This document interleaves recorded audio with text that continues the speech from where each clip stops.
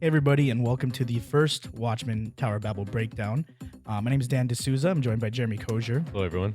We're going to be breaking down the Damon Lindelof series, aired on HBO this past Sunday. Sort of scene by scene, character by character, breaking down the themes and what just our general impressions.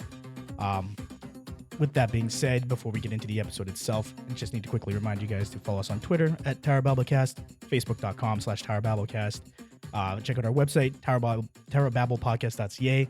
And check out our Patreon page, patreon.com/TowerBabbleCast.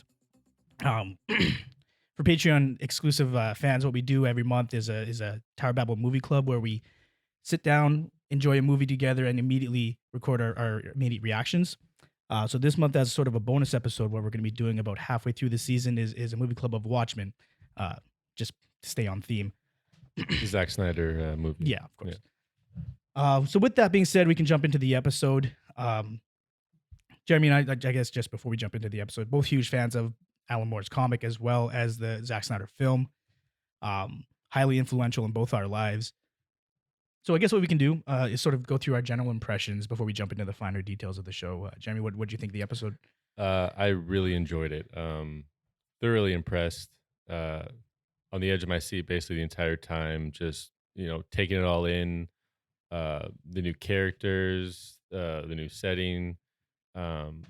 I was just, very impressed and extremely intrigued because there's just so much that happens here, like just scene after scene. And there's just so many questions as well, which I really like, especially towards the end. It's like, what is happening really? The beginning really sets the stage, sets the tone. I later learned, I think, even looking on Twitter, looking up the event that transpires in the beginning was actually a real life event, which is very similar to the original Watchmen canon of just kind of the alternate history, right? But bringing in real life events and then kind of interweaving throughout that with the fictional characters and whatnot. I just can't. I wanted to watch it again right away. Mm-hmm. And I just can't wait for next episode. What about you? What'd you think? Yeah, so you're referencing the 1921 Tulsa Massacre. Correct, yeah. And much like the original source material, it's very much, it feels like a familiar world, but it's slightly tweaked, slightly different, a different sort of style to it. I loved every minute of it as well. Like you said, there's a million question marks. I think that's kind of the point. It's going to be a season-long mystery that we're slowly unraveling. But I didn't expect this much to kind of unpack in the first episode. Like there's a lot going on here. A lot of characters that we still don't know, too much about. We learn a lot about the main protagonist, I guess, would be Sister Knight. Sister Knight, played by Regina King. Phenomenal. Yeah, she's amazing. And I guess it kind of sets up this story of white supremacy that goes back all the way to 1921, obviously. Been much battling as well. Yeah, been battling for centuries. Yep. And it kind of is represented with the Rorschach mask, the continuing the events of the Watchmen, Rorschach dying, obviously, his journal, continuing on kind of spreading the truth or his version of the truth. His version of the truth, right. So what happens at the end of this series is he leaves his journal with a right-wing paper, and they decide, clearly in this case, to produce it. And then now some people have maybe taken the wrong lessons from it, taken it too far, taken it to an even further extreme, even though Rorschach himself is fairly extreme. So it's definitely clear that the representation of Rorschach here are the bad guys. Yeah, the people that are interpreting his journal, I guess. And it's obviously we're not going to be able to talk about this show without talking about white supremacy. That's like rather than the communist Red Scare from the original series, this is sort of the main factor, the main cause of tension, I would say, in the episode and probably the series at large. And then that group is known as the 7th Cavalry. Cavalry with a K. Yes, correct. For those who are keeping track. Right. Obviously referencing the KKK to a certain degree. There's a minor KKK reference in the episode as well, just in one of the newspapers. But yeah, it seems like they've sort of taken over as the main white supremacist group, so to speak. All masked, the Rorschach mask. And then we have the cops who are also all masked up here. And we learned that it's a very different version of police officers who, there's crazy gun legislation laws where they can't even have their gun at their ready at Right. all times. They need to get confirmation of that. Um, and that kind of like starts off this show in a big way when one of the cops is murdered. Yeah, so it But jumps well, I guess not really murdered, but almost, yeah, more almost, or yeah. less. It jumps right from the Tulsa massacre to present day Tulsa in their Oh, universe. yes. And yeah, essentially a white supremacist is butchering a cop. Mhm. Uh, Probably it was unprovoked, but he may have been caught. Who knows? It's just it's the same type of violence, just in a very different format. But yeah, I guess jumping back to the massacre itself, like what an unbelievable scene. It's Oh man, very intense. Jesus. But it starts off so innocent, right? With the boy in the theater, having the time of his life watching this silent movie with a black male protagonist who's Bass Reeves, the Black Marshal of right, Oklahoma. which apparently is based off a real character. Yeah, I don't know if that movie's real. I doubt that. I think that really looked like they filmed it for that Yeah, purpose, right. but there is probably referencing something. And then just to kind of switch gears to go outside to that attack, and just the way they depicted it. And I love the claustrophobic scene where he's in the box being kind of escorted away, and the bullet holes are kind of going through, and he can kind of peek through, and he Mhm. sees where he came from, and then a plane drops like a bomb or A whatever, stick of dynamite. stick of dynamite, and I was like, that's nuts. And then apparently that actually was the case. This group actually had these planes and were air bombing. Insane in Yeah, the 20s. right. And just by the way, if you're in a box and there's bullet holes being created, it's probably not the best opportunity to look through the bullet holes, Yeah, just to be safe. right. Um, yeah, I like it. One thing I noticed, I guess, before we move on from the old timey movie thing, is that he really is a representation of hooded justice. This character, being hooded the entire time, using the noose, the rope, and obviously later on in the episode, we it's sort of bookended by this concept of um, one authority bringing in a false authority to justice Mm. in very different ways. But those are the two bookends. It zooms in on his badge, shiny and gold, and later on the episode, it zooms in on a different badge. I just thought that was nice. Yeah, I mean, so then shifting gears, the boy obviously he escapes. His carriage is looks like he got attacked maybe, but he survives, and this younger girl survives, and then we kind of do this transition. Um, does the song pop up in that moment too? I think it's kind of like jarring a little bit, right? Because It the is. title of the episode, There's twice that the title cards are like 3D 3D, images yeah, yeah, within the which scene. honestly did remind me of the Watchmen film. Yeah. Because the opening sequence in that movie, maybe not the opening sequence, but the credit sequence, they Mhm. have the 3D titles within the space, and they're kind of like passing through it and walking by it. And it's something that's definitely done in comic books quite Yeah, often. It did. You're right. It felt very jarring, especially because the first scene was the young kid holding the baby, looking into the fires of the distance, and you could see like the bottom of the lettering from the back, yeah. like like silhouette It was a almost. little weird, and then the song choice was obviously very jarring. I believe it Yeah, was a Future song. That's his name, the artist Future. Um, and then it transitions into the same road, but that is when we meet the guy in the truck who gets pulled over eventually by the cop, and then that kind of situation unfolds. so yeah, this sort of like takes place in a world where cops are, in this case, forced to wear a mask to hide their identity. It's somewhat less heroic than the heroes of old, right? The Minutemen and the Crime Busters. But they've Um, taken that kind of place. they had to, because Yeah. vigilantes were outlawed, and also the criminals likely became their own version of vigilantes, right? It referenced later in the episode that they would find cops' addresses and go after their families and stuff like that. Um, it's a weird sort of juxtaposition between the cops replacing the vigilantes, and also being like a different type of authoritarian presence in some ways. And there's a lot of bureaucracy involved, like you mentioned with the gun. It's Yeah. just a weird grouping of things. Yeah, that Um, one was a little weird. And then also they have to ask for consent, I guess, because they have like a body cam right. thing. So he had to ask him for consent. So there's these layers of bureaucracy, which some of them, like in given our world, you can understand them being implemented to a degree.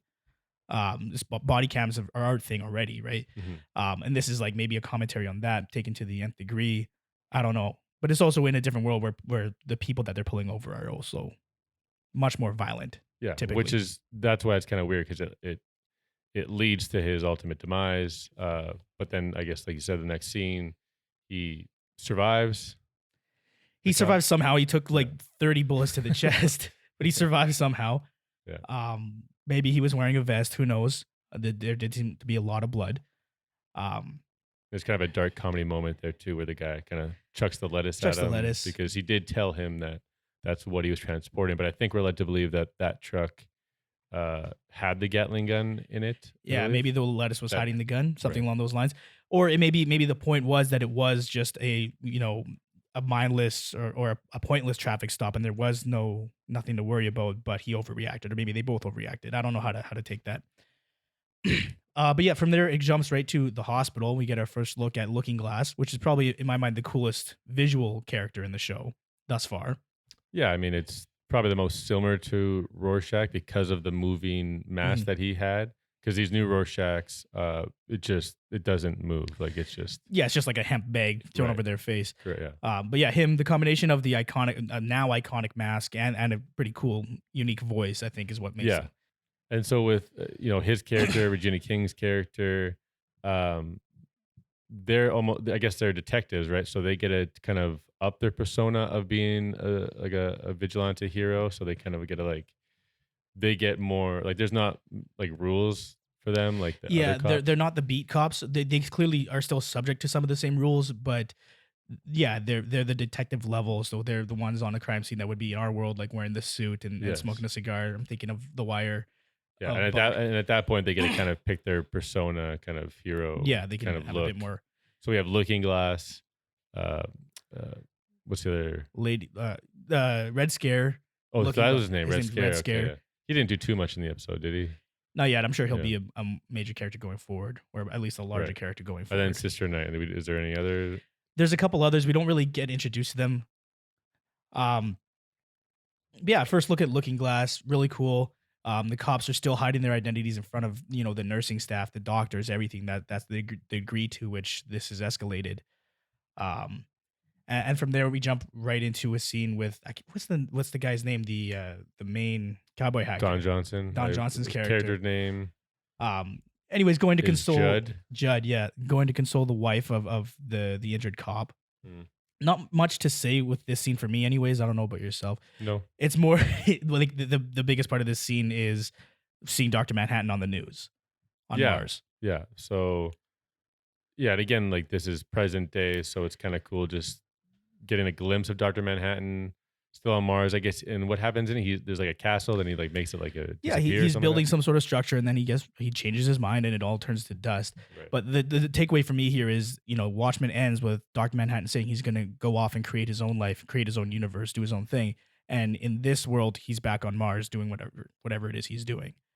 Isn't that also kind of weird though? Like he still on Mars, or Or maybe he came back. Maybe that's why it's on the news. It's like it's his first sighting in years, Right. something along those lines.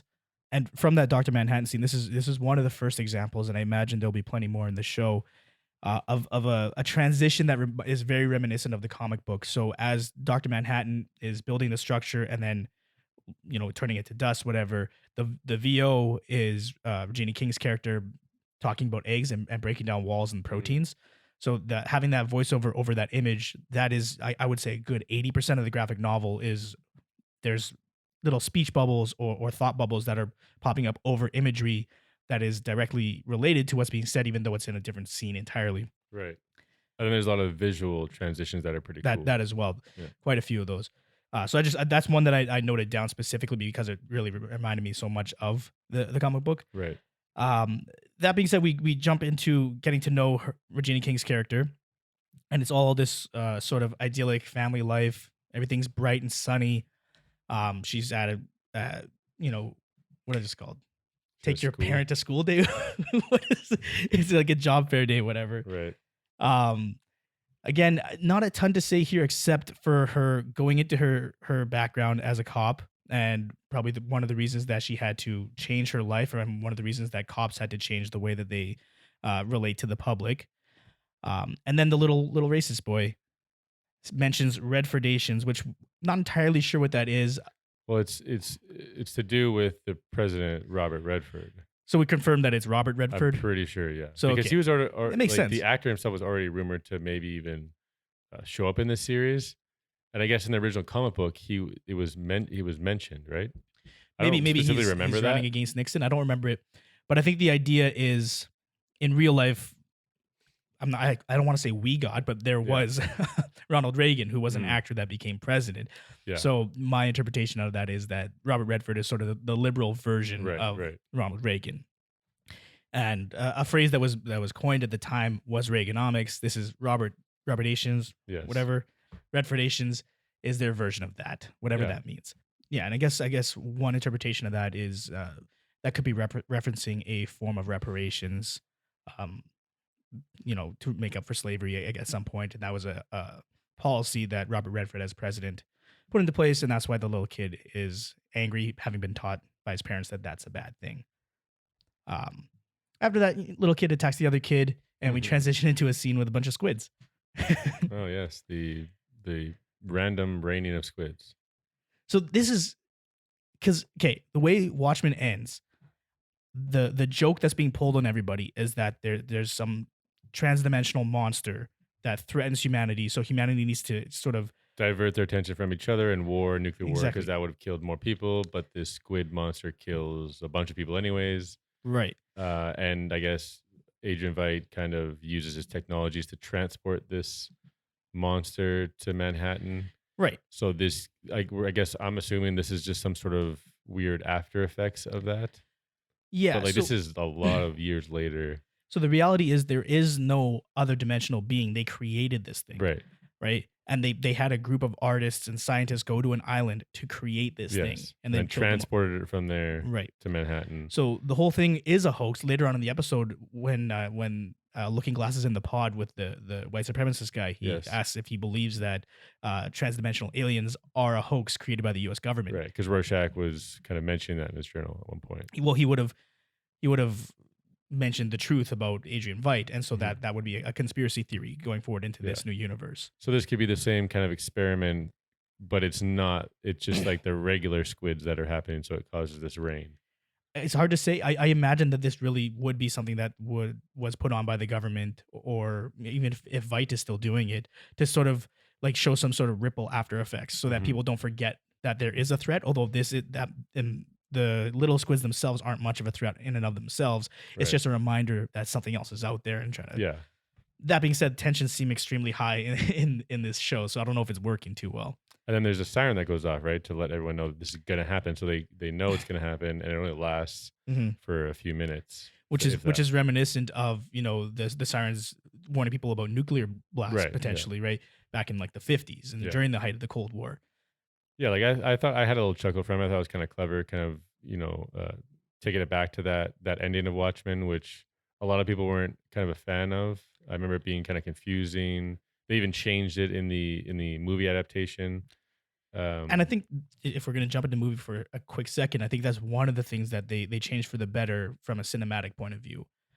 Was that it's not some crazy squid in terms monster. in terms of adapting it for the screen. I mean, there's obviously plenty of arguments that it's unadaptable, and there's definitely a vocal majority probably who dislike the Watchmen adaptation for cinema. But yeah, I just think it's kind of cool that Damon was able to kind of bring the squid thing back in, but it's also very Damon Lindelof-esque, because it's like this weird unexplainable thing that he kind of like has a lot in his series, right? Like Lost and whatnot, like the cloud thing or whatever, some giant polar bear, whatever, cloud monster. Yeah, so from there, I guess they just continue along their day. The sun comes out again, and everybody's happy again. They go home. She says hi to her kids. It's a very loving family moment.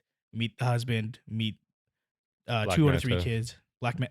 That's right. That's right. I knew him from somewhere. And then she gets a page. They still use pagers, even though they have electric cars. And all this so I guess they don't really have cell phones or something like that, right? Well, no, because there's points in the episode where somebody's phone is ringing and it's buzzing. I guess they just maybe pagers are another form of security. This is a secure network or something. I don't know. Oh yeah, that can make sense. Something along those lines. Little Bighorn, and her immediate reaction is to go and just grab this guy. I guess she has a history with him of some sort, but it's really just like she gets a page and goes and beats up on some guy. This is exactly why there are rules for police, right? Like, but this is the guy that gets interrogated, right? It is. He is the bad she has guy. that really cool line, right, where she can kind of sniff out white supremacy, and then she says he smelled like bleach. Right. which I thought was a pretty sweet line. It's a sweet line. Again, it's just this is an example of vigilantism, right? And this is why this whole problem ensued. This is Right. one of the problems, anyways. Mm-hmm. Anyways, right before that though, it's like another weird Lindelof thing, which is going to be a larger part of the series. Clearly, when she's going to her bakery, which is her bat cave, right? Yeah. There's Opening soon, I think it says, or something like yeah, that. Right? and there's an old man in a wheelchair asking when it's going to open. Whatever, you don't think anything of it, and then he asks her if she thinks he could lift 200 pounds. Yeah. And she again, you don't think anything of it at the time. It's probably the approximate weight of Don Johnson's character, right? So that's a little bit of foreshadowing. Wait, she asked him that? No, he asked her Oh, if okay. if she thinks he could lift 200 pounds. Right. I don't know what to make of this guy. This is the little kid from the beginning. He has Yes. the note that says "Watch over this boy." Yes. What else? Like And there's then something. he shows up at the end, He shows up at the end. He is holding the orchestrating same this note. thing. What? How? They- Why? Yeah. So you're not supposed to know. We don't get his reveal basically until the end. So to me, it kind of reminded me of the Rorschach reveal, right? How he was kind of like, he was always there holding up that sign saying Oh, the yeah. end is nigh. Yeah, And yeah. he has this little note, right? What does the note say again? I forget. It says "Watch over this boy." Okay. Right. And just to jump off of that, actually, there's a point right directly before she goes to see him where somebody's holding up a sign, and it's like the opposite message. I don't remember exactly what it says, but it's something along the lines of "the future is bright" or something like that. So another almost opposite juxtaposition. Yeah, there's just a lot of twists and turns here. Like it's very hard to predict what is going to happen. And a lot of imagery, and a lot of it is almost the reciprocal of what's going on in Watchmen. It's bright when it's meant to be dark, and it's dark when it's meant to be bright, kind of stuff. But even with that being said, a lot of the themes are very similar. Yeah. So after this, she goes back to the precinct, I guess you would call it, and they have this really sweet, albeit disturbing, video that they received from the 7th Cavalry. And they've sort of bastardized some of Rorschach's words. Like that's one of the most iconic pieces of writing in general, and also of the Watchmen original series, is Rorschach's opening lines, and it's the opening of the book itself. Yeah, which I don't know if I was a fan of that. Like utilize. I guess if it is the opening of the journal, I guess it would be kind of cool to start with that. Especially after they mentioned that they've been dormant, I guess, for the last 3 years. So it's kind of like Right. this weird what's happening now. Why all of a sudden now? Well, I think for a lot of people in general, that was probably one of the most inspiring parts of Watchmen. Again, albeit disturbing.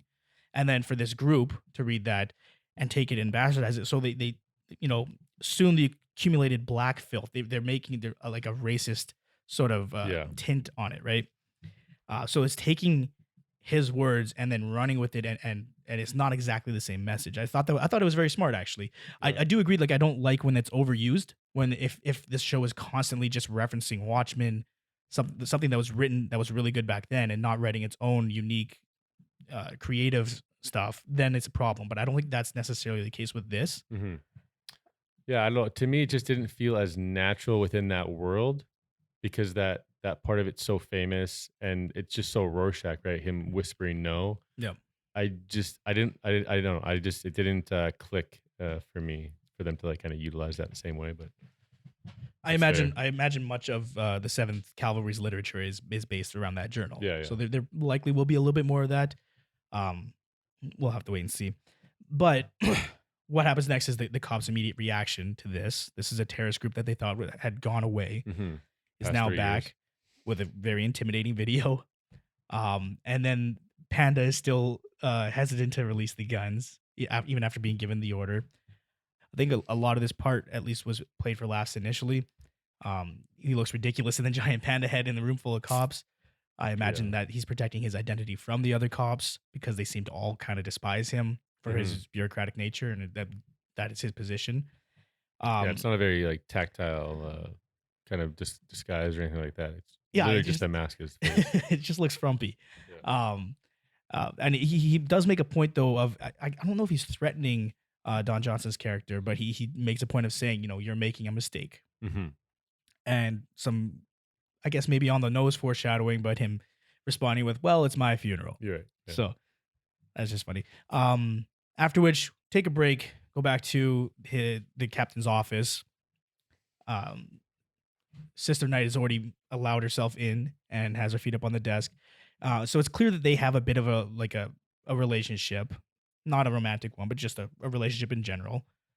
There's a ton of history there. They've worked together for years, that kind of stuff. And she's a bit upset that he didn't fill her in, right? Or Yeah, what there's was kind of some going on. weird, I don't know, like, because it is, I don't want to say it's romantic, but there's some weird sort of tension between the two of them about, not being invited out or inviting each other out, and some weird, just like sort of stolen glances at each other. Uh, I don't know how to read that, and it might not even play into the series at all going forward, given the way the episode ends. I found there was some sort of weird tension, even though they Yeah. are on the surface friends. But we'll get to that later towards the end of the episode. I have some theories. um, Kind of a cute little conversation. This is a bit of exposition, a bit of a chance to get to know these characters a little bit more. And she reveals to him that she's already kind of gone outside the bounds of the law to abduct a suspect illegally. But it's for the greater good because he's already released the guns and released all of the provisions for the cops. So from here, we jump into what is probably one of the coolest scenes in the episode is the pod scene, Ah, yes, yeah. which is also got to be illegal and not always effective. But just visually, like a really cool sequence. Yeah, it reminded me of Blade Runner a little bit. I don't know if you Mhm. remember, like in 2049, when they're kind of going over all these questions. Mhm. And it just, yeah, visually, like you said, very, very intriguing and very Damon Lindelof-esque again. Yeah, so I guess the idea is that the subject is responding both to the questions, but more to the images around them, Yeah, and has sort of an involuntary response. yeah. Uh, And which, what's his name again? The mirror Looking guy, Glass. Looking Glass, kind of, he knows right away. Yeah, like he knows something. Yeah, so like any good detective, he's got to be good at reading people. Hmm. So it's just an enhanced version of that. Right. Super cool scene. What do you think? We'll see the pod again throughout the series? Yeah, I mean, you Kind of have can't to. just, yeah, you have to. Yeah. When Um, was that? When was that little scene where Don Johnson's character used his mask to tie his tie? Was that earlier on? oh yeah, that was at the hospital. Yeah, yeah. It was a really cool way to introduce Looking Glass as a Yes. character. That you'll that be looking at yourself, basically. right, Yeah. right. Um, so they do this weird thing again where they're kind of, I guess, it's psychological torture for the guy. They let him out as though he's off the hook, Mm-hmm. and she's apologizing again, doing this sort of bureaucratic red tape dance. Yeah. And then just switches gears, throws him into a room, and beats the shit out of him. I mean, Which is very Rorschach-esque yeah, in terms of that prison scene in Watchmen. yeah, with the blood coming through the Through the door, underneath yeah. the door. I would say out of all the characters that we've met so far, again, this is episode 1, but she's the Rorschach analog in terms of how she treats villains. Right. She's kind of breaking the law. There's, vigilanteism is essentially her job. She's not quite as extreme as Rorschach in terms of her personality. She's able to have a family life Mhm, and all that mhm. kind of stuff. But just in terms of the treatment of the criminals, I would say, and the hyper violence. From there into a crazy, ridiculous action sequence, she gets the name of a place. It's the Cattle Ranch. I guess there's only one. The ranch. So infiltrating the cattle ranch in a field full of cows, and somebody trips some sort of alarm somehow. But before that, I guess we see a sequence of the 7th Cavalry like removing watch batteries Yeah, and stockpiling watch batteries, which is very weird. it's really weird. So they make a point of mentioning that they're lithium batteries, Mm, and this is from a time before Dr. Manhattan, optimized technology, right. whatever. There's some nice interplay there because, as we all know, John Osterman, who became Dr. Manhattan, was the son of a watchmaker, Yes. Yeah. obsessed with, and obviously the imagery and iconography of a clock face is huge in this series. Oh yeah. This is a different version of that. They're taking apart the clock and using part of it for whatever. I honestly don't know what. At some point, they We're gonna reference a find cancer bomb. I don't know if that's true or not. That's very much Well, that would be in line with what was set up for Dr. Manhattan, right? How he was kind of giving people cancer, but that wasn't the case. That Right. was all Adrian Veidt's Right. plan. And then to flash forward a bit here, Adrian Veidt's, when we were assuming in Jeremy Irons' character is, there's a whole watchmaker kind of reference there, right? The play he's writing, the gift he gets. Right. He gets a Yeah. pocket watch and he references a play called the Watchmaker's Son. Son, yeah. I don't know. We'll We'll get get to to that, yeah. that. I mean, the next sequence of events is really just an action sequence. The Yeah, cows are very getting cool. butchered. Yeah, just yeah. The Gatling gun in the back of the truck is just firing away. They're seeking cover behind these cows. They're getting chewed apart. And then I guess somehow Sister Night kind of gets around. Well, they got to reload. Yeah, they reload and she kind of gets around there and takes them out. And then we get the reveal of the Archie. Archimedes. Yeah. Archimedes, yeah. Yeah. Vehicle. So Night okay. So what's owls. your take on that? Do you think it's the same one, or do you think that they've adapted that technology? I mean, I think it would just be the same one. I don't know if they would make a bunch of them or something. I mean, I thought so at first too. It looks slightly different. Like there have been modifications at least. Yeah, Um, it's been a long time. it's been like 30 years or Yeah, something like exactly, that. decades. So, It just I don't understand why he was based out in New York. hmm Why would this Oklahoma group of cops get his thing? right. You know what I mean? He would have donated it. So as we all, he survives the Watchmen, right? Yeah. So he and Laurie survive. He would have had access to it. He likely would have donated it to the police force at some point. So maybe there's a connection there. Maybe we'll meet him later on. Who knows? But yeah, it's pretty cool to see Archimedes in action again, or at least a version of Archimedes. Yeah. The other thing that happens in that scene is one of the bad guys takes a cyanide pill. Yes. Also throwing it back to the original Watchmen. Another throwback. This cyanide's not being planted. He did it himself. He deliberately Right. committed Yes. suicide. Correct. Yes. But it's that's still a thing 30 Mhm. years later, I guess. From there, it is a weird transition. It's a cool visual transition, like you mentioned. It goes up through to the stars, and the stars somehow turn into a shore that turns into like green pastures, and we're with Adrian Veidt now. We're with Ozymandias. We assume there's a bit of controversy there. I don't know. It's more than likely Adrian Veidt, but Well, yeah, like what plays out here is it's just very strange. He's riding his horse. We learn from his servants. He's got a few of them, right? At least three, I believe, but two main ones. yeah. That it's his anniversary of being there. I think they say something like that. So Or- years, which would be the case if it is Adrian Veidt. He's old now. It's 30 years later. Right. All that stuff. But then I guess what we learn here is that there's just something off with these servants, right? So what is your take on what's going on there? There's a couple different ways to interpret it. Robots. Robots is one of them for sure. Robots is certainly one of them. Some form of mind control is another. Yeah. We know that he manipulated his previous servants, maybe not to this degree, but he sort of indoctrinated them and had them think a certain way about him, and then just killed them all. Yeah. Yeah, I think that might be the way to think about So that. like he has a Machiavellian sort of attitude towards basically, I think in his mind, lesser people. hmm So that could be the case. Like the other thing I'm thinking though, if we're gonna, and this is a bit extreme, but if we're gonna make the assumption that maybe it is a red herring, maybe he's not actually Veidt, hmm because that almost seems too on the nose or too easy. Who knows? The other option would be that he's Manhattan, and then he's created some sort of construct, or he's controlling these people. That's a bit far fetched, and I Yeah. don't think it's necessarily the case. But we know that he should be in hiding because it's revealed at some point that he died, right? Yeah, so he staged his own death or faked his death to get away. And the reason why, I mean, it's pretty obvious. They show these servants at one point give him a horseshoe to cut the cake. So Yeah. that's where we're like, hey, what's going on here? Yeah, so like maybe that's a fault in the programming, right? Right. It's making some kind of mistake. It also wraps a gift in an animal pelt. Oh, I keep saying it. It's a him, as far as we know, but for lack of a better term. Yeah, I don't know. It's everything about that character is super weird. It's clear from like the press that he's going to be a major part of the show going forward. Yeah, even in the like synopsis of every episode, it's like mentioned. But like it was honestly my least favorite part of this episode because there's just no answers really there.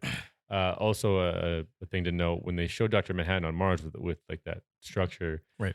Some people are saying that it is the castle that Adrian Veidt is at. Oh, So whatever that might lead to, who knows?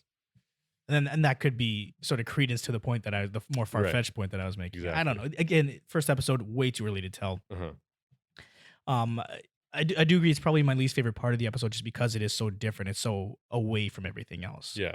There's a, we're moving forward. There's progression, and then the story takes an abrupt turn. and we do this. And I get it. You have to introduce this character early on in the show. He's going to be a major part. It just felt off. But I guess it was maybe there more for comedic effect, I guess. Like especially in the beginning, right? When he's kind of like typing, he's naked and he's getting massaged. I guess. I don't know. And then another nice transition from them clinking glasses to the dinner scene. Again, a nice sort of family meal. There's not a lot of subtext. There's some weird again tension between Don Johnson and Regina King. Right. Um, But it builds this kind of family friendly relationship Right. between the two families, which I thought was just I thought Don Johnson just nailed it. Just what he was doing, the singing was unbelievable. And it made you really just think about him a little bit differently because we learned that there's more to his character than you might suspect, and basically serving as the analog to the comedian. right. Yeah, and his death is like it's going to be the catalyst, much like the comedians was. There is some sort of history there that we don't know yet. We'll find out throughout Right. the series. We learned some drug use too as well. Yeah, Just a that little was bit weird. Yeah. I don't know if that added anything for me to. Well, I mean, they kind of called his wife called it out, right? And he just basically said it's been a long week. So we with his ultimate demise, we later learned like there's a lot going on behind the scenes that he's trying to tie up, Right. or you know what I mean, kind of save, or he's definitely working with the 7th Cavalry is what I would kind of assume. I'm assuming that at this point, okay, I think we're kind of jumping ahead. There's not much Yeah. to say about the dinner sequence other than that towards the end, that TikTok. Yes, it's comes playing in in. the background. And what he says something pretty ominous, right? He says, what did he say? Well, when they're saying goodbye, he literally says TikTok to her in a weird way, and she's left looking at him kind of confused. Yeah. Other than that, the dinner ends with him just singing and loving his family and friends. Mm-hmm. But the TikTok, like, it adds a lot of tension. Oh, and yeah, it kind of 100%. colors your viewing of it. Yeah. It is a nice family scene, but there's something at the back of your head Right. that you can't escape. And then from that, yeah, we go to his death scene. I still don't know what to make of the old man in the wheelchair. I don't know how he's doing what he's doing. Yeah, well, and even right before that, I guess he's kind of told that the officer is awake, so he wants to speak to him, and he says, "I'm going to put on my uniform." So right then and there, I was like, "Yeah, that's it." Like, Right. And then it was just a very odd scene. And once he gets dressed, he kind of leaves the room, but they kind of they linger on a photo on his dresser of a young boy and sitting on a man's lap with Right. with the music playing, the original score, Trent Reznor, which is unbelievable. Of course. Very electronic sounding, very tense sounding.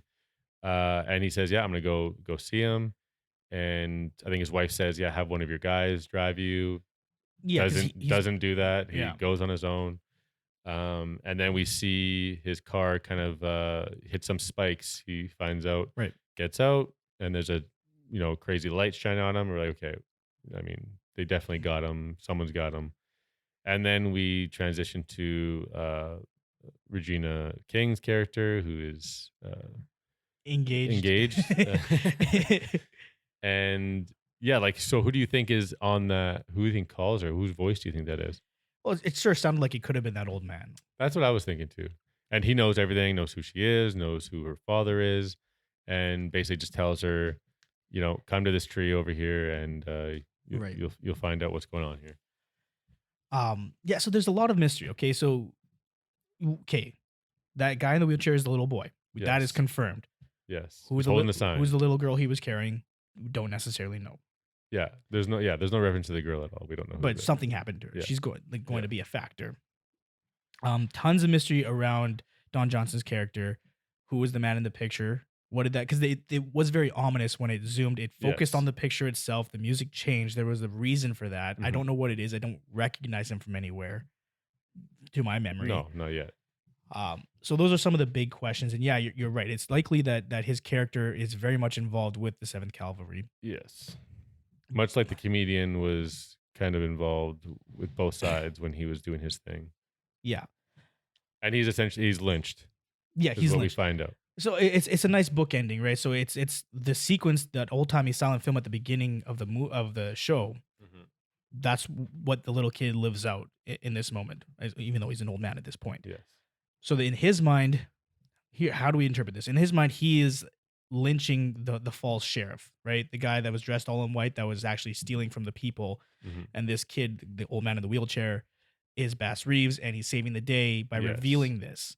So I guess the Yes. idea here is that he is going to be probably in the next episode, hopefully, dumping a lot of exposition on Regina King's character Right. to really at least answer some of the questions that we're faced with. And then the scene where we see him earlier on with Regina King, makes more sense, right? The 200 pounds, all that stuff. That's why they kind of do the close up of him in the wheelchair, then to the rope, Right. into the different sequences. So they are explaining to us that he, in fact, did this, but how the fuck? Yeah, did and he do that? he likely isn't working alone. I think the bright lights may have been a mislead because that's what the Seventh Cavalry people Right. were Yes. using. Yes. So you think that they're attacking a cop, it's retribution because they Mhm. definitely mentioned retribution a couple times. Yeah. But clearly it's not the case. There's something else going on, and we know from the trailers and some of the press that there's a vast and insidious conspiracy in the works. Yeah. This is going to have something to do with it, and now it's going to start her character. She's going to be again like Rorschach, obsessed with this mystery and trying to Right. unravel it throughout the next coming weeks. Yeah, and I think this pilot episode does its job. I think it poses so many questions, delivers interesting characters, pulls basically the comedian death type situation, a Ned Stark kind of, if you will. Sure.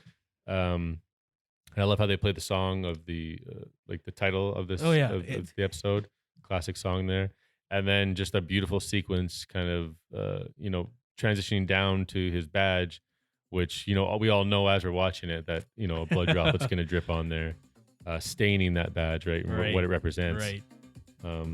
And yeah, right then and there, I was like, damn, like they did it, like. They really did. I was Yeah. I was genuinely worried going in that it was gonna be trite, that it was gonna be just like a knockoff, and it doesn't seem to be the case thus far. It was an amazing episode. I'm very happy with it. Me too. I think we've said our piece. I remind you, follow us on Twitter at TowerBabbleCast, Facebook.com/TowerBabbleCast. One thing we really like is emails. If you want to discuss the show, if you agree, disagree with anything we've said, TowerBabblePodcast@gmail.com. That's the best place to do it. And then, we'll be back again next week for episode 2. We'll see you then.